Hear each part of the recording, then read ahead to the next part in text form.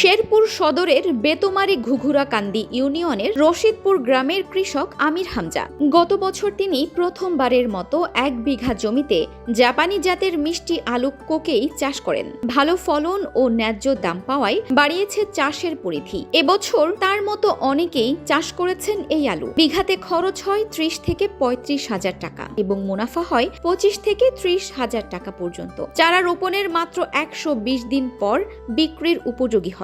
অন্য সব জায়গা থেকে এই জায়গার আলুটা খুবই ভালো।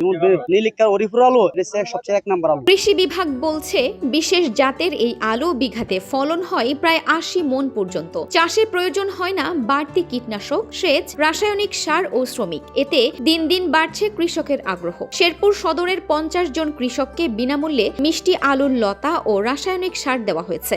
বাংলাদেশের সুপার শপগুলোতে মিষ্টি আলুর চিপস, বিস্কিট ও কেক বেশ জনপ্রিয় বলে জানান জেলার কৃষি কর্মকর্তা। শেরপুর সদর উপজেলায় একটি বেসরকারি জাপানিজ কোম্পানি কন্ট্রাক্ট গ্রোয়ারের মাধ্যমে মিষ্টি আলু উৎপাদন করা হচ্ছে এবং কৃষকদের কাছে মিষ্টি আলু কিনে তারা সেগুলো প্রক্রিয়াজাত করে বিভিন্ন খাদ্য উৎপাদন তৈরি করতেছে এবং তারা বিদেশেও রপ্তানি করে। এতে করে এই এলাকার কৃষকরা লাভবান হচ্ছে। মিষ্টি আলুতে রয়েছে ভিটামিন এ, সি, খনিজ পদার্থ ও ক্যালসিয়াম সহ অন্যান্য পুষ্টি উপকরণ। ফলে এই আলু হৃদরোগ, ডায়াবেটিক্স ও ক্যান্সারের ঝুঁকি কমায় বলে মনে করেন চিকিৎসকরা। জেলা কৃষি বিভাগের তথ্য বলছে শেরপুরের 5 উপজেলায় চলতি বছর 256 হেক্টর জমিতে মিষ্টি আলুর চাষ হয়েছে। জেলার চাহিদা মিটিয়ে উৎপাদিত 200 টন আলু রপ্তানি হবে বিদেশে। আয় হবে বৈদেশিক মুদ্রা।